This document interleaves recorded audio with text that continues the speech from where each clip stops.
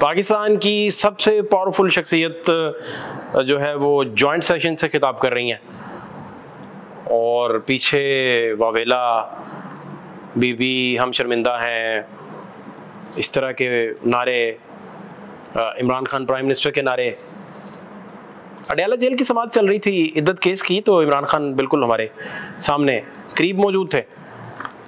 तो उनसे हमने पूछा कि आसिफ अली जरदारी एक टीवी चैनल पर बैठकर फरमा रहे थे कि अदम एतमाद के दौरान इमरान खान ने हमें मैसेज भेजा था कि हमें बचा लें। तो इमरान खान साहब ने डिनाई कर दिया, उन्होंने कहा ऐसा कुछ नहीं हुआ। आसिफ जरदारी टीवी पर बैठकर अगर ऐसी बात कर रहे थे तो शायद हुई हो, और मुमकिन है इमरान खान के पास डिनाई के अलावा कोई उस वक्त ऑप्शन ना हो, या शायद ऐसा वाक़या अगर हुआ था तो उसके किरदार फिर मुमकिन है किसी दिन रिकॉर्ड पे आ जाए कि किसको क्या पैगाम दिया और कौन ये पैगाम जरदारी साहब के पास लेके गया।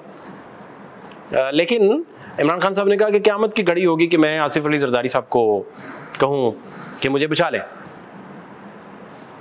अदम एतमाद का मास्टरमाइंड थे आसिफ अली जरदारी, सारी अदम एतमाद को वो लीड कर रहे थे। 5 फरवरी जब हुआ तो वो शहबाज शरीफ के घर मौजूद थे। सुहेल बड़ाई साहब का हमने इंटरव्यू किया तो उन्होंने कहा शहबाज शरीफ ही वज़ीर आज़म होंगे। हैरानी है, हैरत से उन्हें पूछा कि शहबाज शरीफ वज़ीर आज़म होंगे? उन्होंने कहा हाँ, वो जरदारी के कैंडिडेट होंगे। कहानी वहाँ से शुरू हुई। आसिफ जरदारी जो है वो अपनी फैमिली को लेकर, अपने दोस्तों को लेकर, अपने जितने भी उनका जो दायरा उसमें वो बहुत लोगों को बहुत ज़्यादा रिगार्ड पे करते हैं और बड़ा इज़्ज़त एहतराम देते हैं, बड़ी बड़ी केयर करते हैं।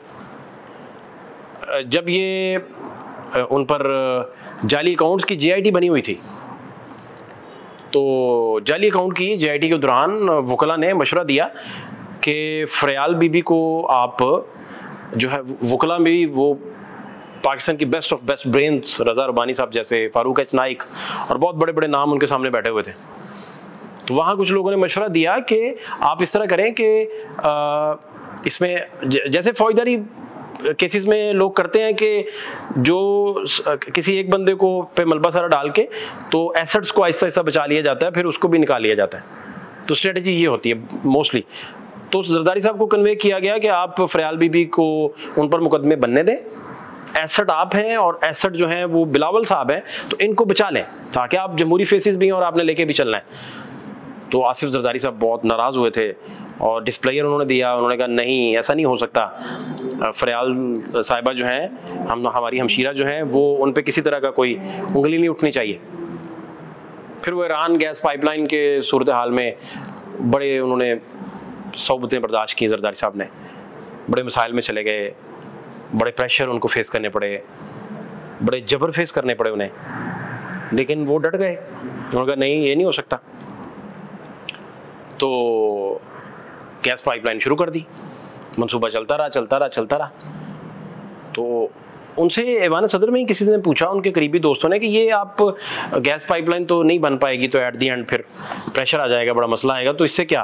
उन्होंने कहा फिर हमें वो एटॉमिक एनर्जी से तवानाई बनाने देंगे, हमें वो कम से कम वो पाबंदी नहीं हम पे होगी। तो हम कहेंगे देखिए आप गैस पाइपलाइन नहीं चलने दे रहे, तो फिर वो करने दें। तो इस स्ट्रेटजी से जरदारी साहब का ब्रेन जो है वो काम कर रहा था। लेकिन मैं बड़ा हैरान था कि इतने पावरफुल शख्सियत और इतना बड़ा नाम, वो खिताब कर रहे हैं, पीछे नारे लग रहे हैं और लोग और अपोजिशन नारे लगा रही है। जरदारी साहब की ताकत, मसालियत पसंदी, मसलत पसंदी, दूर अंदेशी, और वो जिस तरह से सारी चीज़ों को कैरी करते हैं, लेके चलते हैं। PDM की गवर्नमेंट जब से चल रही है तो जरदारी साहब ही लीड कर रहे हैं। आप जिस तरह मर्जी देख लें, आप जिस मर्जी रुख से देख लें, डायमेंशन जो जिस मर्जी से 360 से देख लें, जिस भी जाविये से देखेंगे आपको जरदारी साहब लीड करते दिखाई देंगे। वहाँ ऑपोजिशन फिर मैनेज नहीं हो सकी और इंटरनेशनल दुनिया बैठी है, सफ़ीर बैठे हैं, लोग बैठे हैं सारे, और वहाँ नारेबाजी। पूरी तकरीर सुनने के बाद एक लफ्ज़ समझ नहीं आ रहा, बिल्कुल भी पता नहीं चल रहा कि पाकिस्तान के पावरफुल तरीन, और सामने कौन बैठे हैं? चेयरमैन सेनेट बैठे हैं यूसुफ रज़ा गिलानी साहब, और सेनेट इंतखाबात में इनके साथ इनकी पार्टी क्या कर बैठी और पीछे क्या निकला और क्या हुआ था सारा, और इमरान खान किस तरह वापस आए उस गेम में। और फिर बलूचिस्तान गवर्नमेंट को गिराने के लिए पीपल्स पार्टी और तहरीक इंसाफ ने मिलकर कितने ज़बरदस्त, वो कितना अच्छा वर्किंग रिलेशन था। वो अयाज सादिक साथ बैठे हैं, असद कैसर जब नहीं लेके चल सके थे, इस्तीफ़ा देना पड़ा, स्टेप डाउन करना पड़ा बतौर स्पीकर, तो सरदार साहब ने लेके चले थे। अक्सर सरदार साहब अपनी निजी महफिलों में भी ये गिला करते हैं कि उनके सीने पे बहुत बोझ है और बहुत कुछ वो बताना चाहते हैं, आवाम को बहुत सारी बातें करना चाहते हैं। तो इतने बड़े सुपरस्टार्स के दरमियान जरदारी साहब बोल रहे हैं और यहाँ तो पिन ड्रॉप साइलेंस, और जरदारी साहब बात करते, सारे सुनते। फिर मुझे वो सारी बातें याद आई। बुशरा बीबी तक एक बड़ी शख्सियत गई और उनको कन्विंस करती रही कि आप पीपल्स पार्टी के साथ डोर खोल लें, उनके साथ निगोशिएट करें। तरीकन साहब को ये कहा जाता था कि आप पीपल्स पार्टी से बातचीत करेंगे, निगोशिएट करेंगे तो एक विंडो खुल जाएगी और आपके सारे काम जरदारी साहब कर देंगे और आप बाहर भी निकल आएंगे और आपके मसले भी हल हो जाएंगे, गवर्नमेंट में भी आ जाएंगे। तो बहुत सारे लोगों ने फिर आमिर डोगर साहब पीपल्स पार्टी से मिले भी। मुझे कल एक बड़ी अहम शख्सियत बता रही थी कि इन सारी बातों का भी कुछ लोगों के पास मैंडेट नहीं था और ये अपने तौर पे काविश कर रहे थे। मैं इस बात को मानने को तैयार नहीं। मैं बड़ी मुश्किल है ना कि आमिर डोगर साहब जा रहे हों, आ रहे हों, तो खान साहब को ना पता हो किसी भी बात का। तो ये नहीं, तकरीर का जो उनका अहम तरीन जो मतन था, जो वो बात कर रहे थे, वो बड़ी अहम है, जिसमें मैं चाहता हूँ कि कुछ चीज़ें आपके सामने लाजमी रखें कि माजी में बतौर सदर मेरे फैसलों ने तारीख रकम की। आसिफ जरदारी फरमा रहे हैं, नए पार्लिमानी साल का आगाज़ हो रहा है। वफाक और सूबाई असम्बलियों के अरकान को मुबारकबाद पेश करता हूँ। दरपेश चैलेंजेस से नबर्द आज़मा होने की ज़रूरत है। अच्छा, एक ट्वीट मैंने हामिद मीर साहब का देखा। अब हामिद मीर साहब पाकिस्तान के सिस्टम को बहुत अच्छे से रीड करते हैं, पाकिस्तान के सुपरस्टार जर्नलिस्ट हैं, कोई दूसरी राय नहीं इसमें। और अभी तो अल्लाह ताला ने उनको ज़िंदगी और सेहत दी। 19 अप्रैल भी आ रहा है, उनकी जो उन पर हमले की बरसी आ रही है। तो उन्होंने आज ट्वीट कर दिया, कैपिटल टॉक वो इसी मौजू पे आज करने जा रहे हैं कि आसिफ जरदारी साहब ने कहा है कि वक्त बहुत कम है।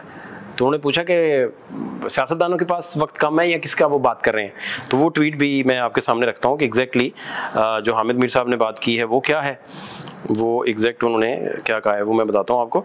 सदर आसिफ जरदारी ने आज पार्लियामेंट से खिताब करते हुए कहा है कि मुल्क को सियासी बहरान से निकालने की ज़रूरत है, वक्त बहुत कम है। उन्होंने ये नहीं बताया कि किसके लिए वक्त कम है, रियासत के लिए या सियासतदानों के लिए। आपके ख्याल में वो किसके लिए कम वक्त की बात कर रहे हैं? तो ये बात। अच्छा, आगे मुल्क में दानिशमंदी और पुख्तगी की ज़रूरत है। पार्लिमानी नुमाइंदों को अवामी मसाइल हल करने की तवज्जो देनी चाहिए। हुकूमत निज़ाम हुकूमत जो है इस्लाहात लाकर मुल्क में महंगाई और बेरोज़गारी ख़त्म कर सकती है। हमारा एजेंडा और ख्यालात ही मुल्क को मजबूत बनाएंगे। मजबूत कौमें मुश्किलात को मौके में बदलती हैं, अपॉर्चुनिटी में बदलती हैं, और फलती फूलती जमहूरियत को नफ़ा नुकसान की सोच के साथ नहीं उलझाना चाहिए। फलती फूलती जमहूरियत, ये वो पता नहीं क्यों इस तरह की लाइन बोल रहे हैं। ऑफ कोर्स वो सदर पाकिस्तान है और ताकतवर तरीन है। गैर मुल्की सरमायाकारी लाना हमारा बुनियादी मकसद है। हुकूमत कारोबारी माहौल साजगार बनाने का अमल तेज़ करे। मईशत की बहाली के साथ सबको अपना हिस्सा डालना होगा।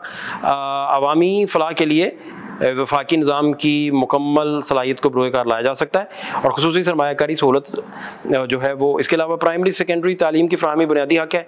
हमारी आबादी का बड़ा हिस्सा गुरबत में जा रहा है और चीनी बहन भाइयों की सिक्योरिटी के लिए हर मुमकिन इक़दाम करेंगे।